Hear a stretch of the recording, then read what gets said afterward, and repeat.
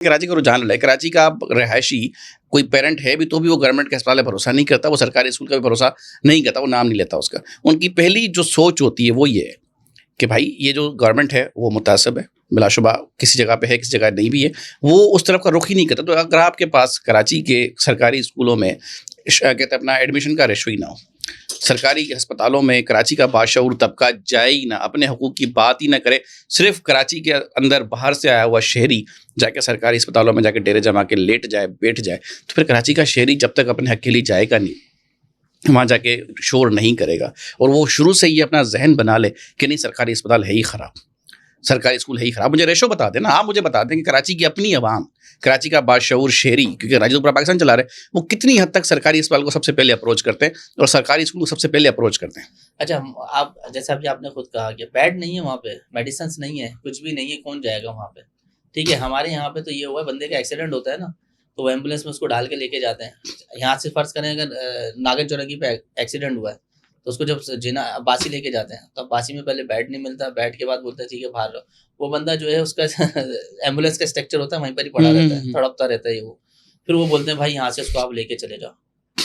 अब बासी से जब मैं बाहर लेके निकलता हूँ, ना ब्लडिंग रोकी जाती है, ना कुछ उसको ट्रीटमेंट दिया जाता है। फर्स्ट एड नहीं देते, वो नहीं देते ना। उसके बाद वो जब सिविल जाता है तो वो मर जाता है। मेरी जिंदगी टोटल इतनी सी है, तो मैं क्यों लेके जाऊंगा? मुझे पता है कि नहीं वहाँ पे मुझे मिलेगा ही नहीं, ट्रीटमेंट नहीं मिलेगा। अच्छा, ये सारी बातें होती आ रही है ना कि ये मसाइल है, ये मसाइल है, ये मसाइल है।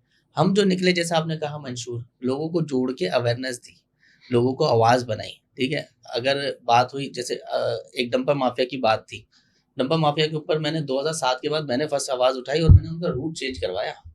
कि रूट चेंज होगा, इनका यहाँ से नहीं चलेंगे, सारी चीज़ें चलेंगी। मैंने एड्रेस करवाई, एक लोगों को अवेयरनेस दी। उसके बाद फिर तमाम लोग जो जितने मिनिस्टर वगैरह जो भी थे, चाहे वो क्या कहते हैं ट्रांसपोर्ट मिनिस्टर हो या जो भी हो, डीआईजी साहब हो ट्रैफिक के, वो बाद में उन्होंने प्रेस कॉन्फ्रेंसेस कर करके आवाम से झूठे वादे किए। आज इस शहर के अंदर देखिए, फिर बात कहीं की कहीं नहीं कोई मसला नहीं, आपसे मैं आपको 7 लोग मरे लकी मॉल के सामने, लकी वन के सामने 7 डंपर जले। सॉरी, एक फैमिली पूरी वो हो गई। उसमें हमारा एक कराची नौजवान फाउंडेशन का मेंबर है, हमारे यहाँ पे यूसीज होती हैं, यूसीज का कमेटी मेंबर है अली, जिसकी बहन और वो जो उसका बहनोई था वो गए, उनकी डेथ हुई। लड़के भी उड़ गए। गलत, बिल्कुल गलत किया उन्होंने। जो जलाया है ना, ये बहुत गलत किया, नहीं जलाना चाहिए था। वायलेशन क्यों कर रहे हो यार आप?